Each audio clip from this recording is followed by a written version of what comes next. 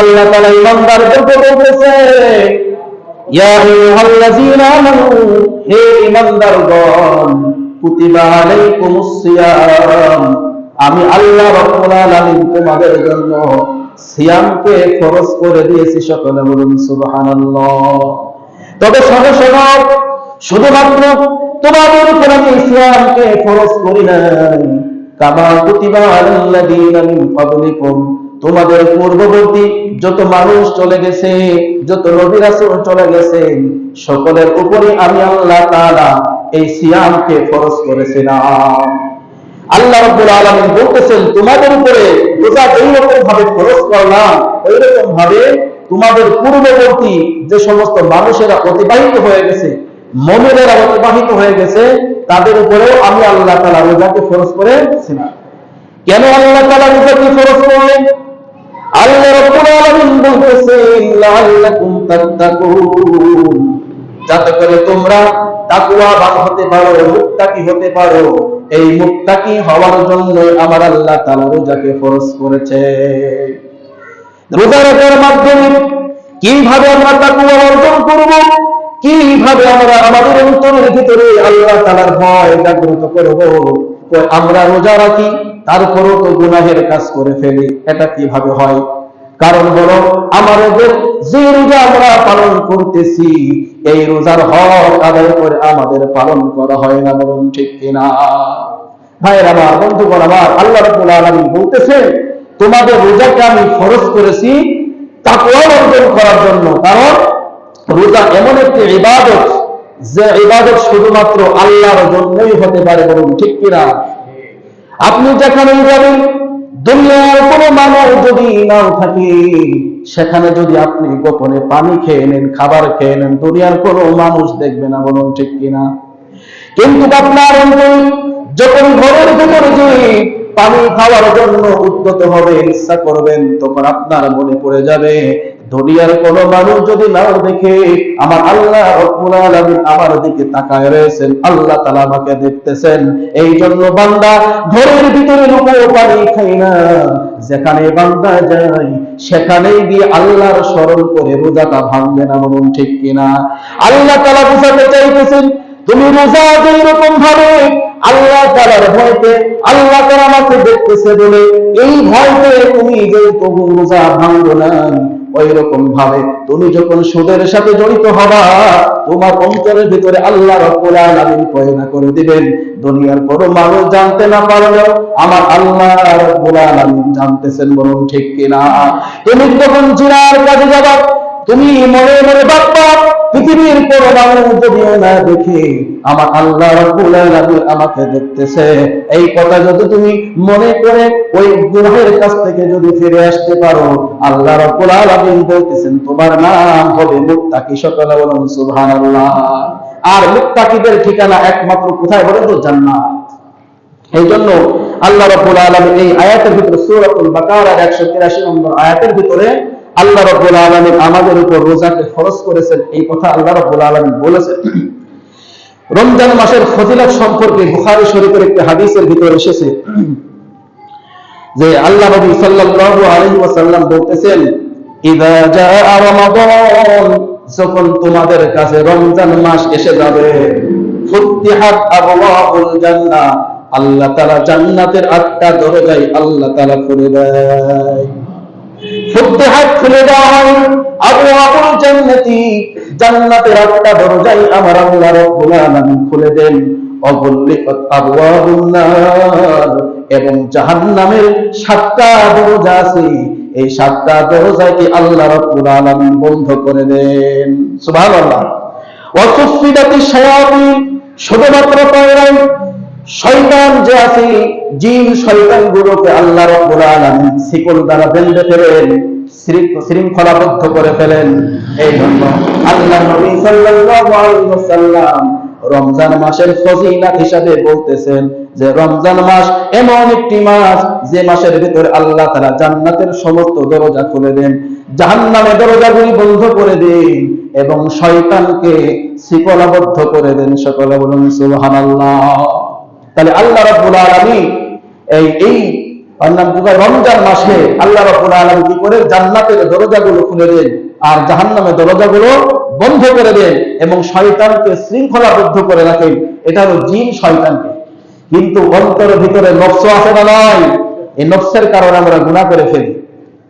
এই নফসে আমাদেরকে এই গুনাহের কাজ করতে বাড়ায়। এবং 2 নম্বর হলো মানুষ নামে একটা শয়তান আছে। এই মানুষ শয়তান থেকে ইনসান শয়তান নিয়ে বান্দা থাকে না, ঠিক কিনা বলেন? এর কারণে আমরা অনেকে গুনাহ করে ফেলে থাকি। এরপর আল্লাহর নবী সাল্লাল্লাহু আলাইহি সাল্লাম বলতেছেন যে কুল্লু আমাল ইবনে আদম লাহু ইল্লাস সিয়াম।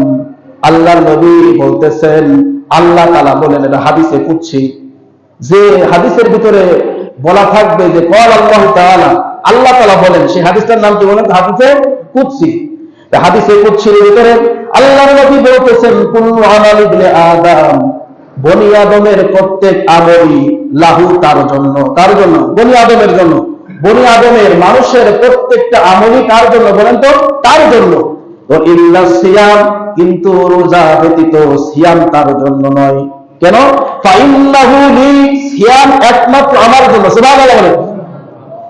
পৃথিবীতে এমন কোন আমল নাই যে আমলের কথা আল্লাহর নবী আল্লাহ তাআলা বলেছেন যে ওটা আমার। কিন্তু রোজা এমন একটা আমল, আল্লাহ তাআলা বলতেছেন রোজা শুধুমাত্র আমার জন্যই হয়ে থাকে।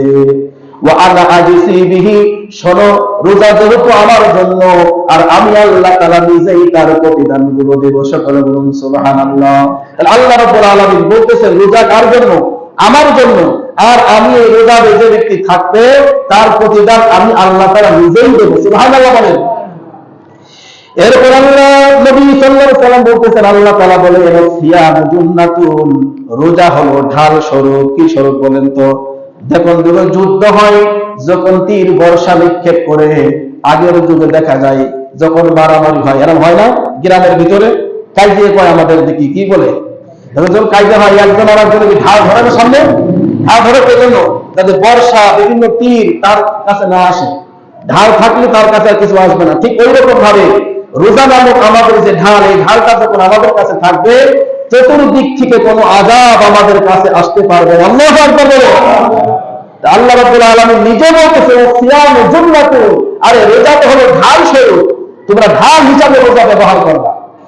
এরপর আল্লাহ নবী সাল্লাল্লাহু আলাইহি ওয়াসাল্লাম বলতেছেন যে আল্লাহ বলেন ওয়াইজা কানা ইয়াউমু সাওমি আহাদিকুম, তোমরা যেদিন রোজা রাখবা, তবে রোজা রাখলেই হবে না, রোজার এই নিয়ম বলছেন যেদিন তোমরা রোজা রাখবা সেদিন কি ফালা ইয়ারফুস, কোনো পাপ কাজ করা যাবে না, কোনো অশ্লীল কাজ করা যাবে না। শর্ত বুঝেছেন তো? রোজা রাখতে হবে, প্রথম শর্ত হলো ফালা ইয়ারফুস, কোনো অশ্লীল কাজ করা যাবে না। ওয়ালা ইয়াসখাব, এবং কারোর সাথে ঝগড়া ঝাঁটি মারামারি করা যাবে না, গীবতে লিপ্ত হওয়া যাবে না। ফাইন্না সাবাহু আহাদুন, আল্লাহ তাআলা বলতেছেন ও বান্দা, কোন ব্যক্তি যদি তোমাকে গালি দিয়ে দেয়, আও কাতালাহু, এমনকি তোমার সাথে মারামারি লাগিয়ে দেয়, তোমাকে হত্যা করতে যায়, তোমার সাথে মারামারি করতে যায়, ফালিয়াকুল, তুমি তাকে বলে দিবা ইন্নী ইমরাউন সাইমুন, শোনো হে লোক, আমি একজন রোজাদার মানুষ, আমার সাথে তুমি ঝগড়া করতে আসো না। সুবহানাল্লাহ বলেন। কি সুন্দর কথা, দেখেছেন? আল্লাহ রাব্বুল আলামিন বলতেছেন কোন ব্যক্তি যদি তোমার সাথে ঝগড়াও করতে আসে, তোমাকে গালমন্দও করে, তুমি তার সাথে ঝগড়ায় লিপ্ত হও না, তুমি তার কথার উত্তর দিয়ে না, তুমি একটা উত্তর দাও, তুমি বলো যে আমি একজন রোজাদার মানুষ, তুমি আমার সাথে এই সমস্ত কথাবার্তা বলো না। এরপর আল্লাহ রাব্বুল আলামিন বলতেছেন আল্লাযী নাফসু মুহাম্মাদ বিয়াদিহি, বলতেছেন ওই সত্তার কসম যার হাতে মুহাম্মদের প্রাণ। তিনি কে বলেন তো? আল্লাহ। আল্লাহ শপথ করে বলতেছে লাকুলুফু ফামিস সাইম, রোজা থাকার কারণে, না খেয়ে থাকার কারণে, উপোস থাকার কারণে মানুষের মুখের ভিতরে দুর্গন্ধ হয় না, হয় না বলেন তো? আল্লাহ রাব্বুল আলামিন বলতেছেন এই রোজাদারের দুর্গন্ধটা দুর্গন্ধ নয়, মানুষের কাছে দুর্গন্ধ হতে পারে আতিয়াবু ইনদাল্লাহি মিন রিহিল মিস্ক, মিস্ক আম্বার চাইতেও আমার আল্লাহর কাছে বেশি প্রিয়। সকলে বলুন সুবহানাল্লাহ। আমাদের মনে হয় যে খুব গন্ধ করছে, দুর্গন্ধ, কিন্তু আল্লাহর কাছে একটা দুর্গন্ধ না, আল্লাহর কাছে একটা মিস্ক আম্বার চাইতেও বেশি পরিমাণ সুগন্ধ লাগে। তাই বলে মিসওয়াক করবেন না, এটা বোঝায়নি। কিন্তু বোঝাইছে কি তাই বলে আমরা মুখ পরিষ্কার করবো না? না, ক্ষুধাজনিত কারণে একটা দুর্গন্ধ আসে, এই দুর্গন্ধটা আল্লাহ রাব্বুল আলামিনের কাছে মেশক আম্বার চাইতেও বেশি প্রিয় আল্লাহ রাব্বুল আলামিনের কাছে। এরপরে আল্লাহ রাব্বুল আলামিন বলতেছেন লিস-সাইমি ফারহাতান, ওই হাদিসের ভিতরে বলতেছেন রোজাদারের জন্য দুইটা সময় খুবই আনন্দের। কয়টা সময় বলেন তো? কার জন্য?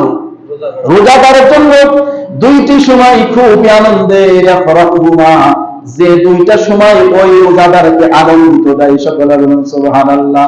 তার মানে আল্লাহ রাব্বুল আলামিন বলতেছেন বান্দা, যারা আমার একান্ত বান্দা হবে, মুমিন বান্দা হবে, তারা যখন রোজা রাখবে দুইটা সময় তারা আনন্দিত হবে।